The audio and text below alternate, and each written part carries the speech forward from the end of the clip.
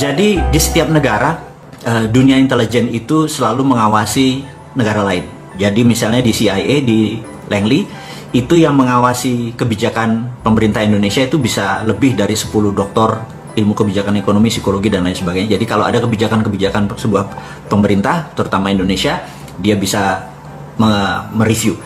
Dan kita tahu intelijen di negara-negara ASEAN juga melakukan hal yang sama, karena Indonesia adalah kakak nomor 1 ya kalau di cerita kungfu itu, atau kakak tertua di ASEAN.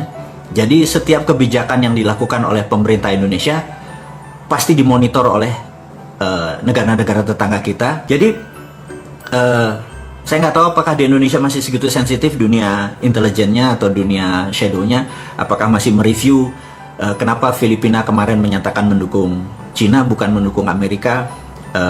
Kalau krisis, kalau ada tindakan war, perang sama Amerika dengan Tiongkok, itu mereka harus orang-orang yang sensitif. Saya lihat mereka nggak terlalu sensitif gitu ya.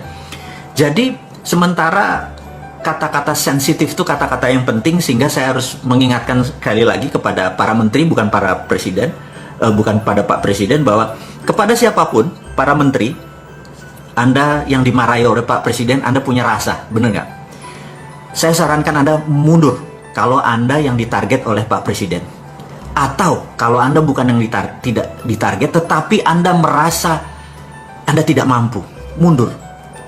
Karena sekali lagi, kami, rakyat, kita ini sudah capek Indonesia nggak pernah jadi juara dunia lagi. Atau nggak pernah jadi juara Liga Champion, atau nggak pernah juara Asia, atau antar kampung aja kita jadi nggak juara ini, gitu. Jadi saya pikir sebaiknya kalau lagi pertandingan bola, menteri-menteri yang ditarget atau merasa dirinya tidak mampu mundur gitu ya. Di masa krisis seperti tahun 98, seperti tahun 2008, mengelola negara at crisis itu ada lagi strateginya. Jadi itu ada extraordinary. Sahabat semua, saya mengingatkan saat ini bukan lagi negara atau dalam dunia dalam keadaan krisis atau krisis, tapi dunia at war. Itu kategorinya berbeda. Jadi sahabat semua, saya juga mengingatkan Anda para menteri, mudah-mudahan Anda mendengar menonton live video ini atau nanti rekamannya, bahwa yang namanya at war itu berbeda ngelola pada saat ekonomi atau dunia dalam keadaan krisis atau dalam keadaan normal.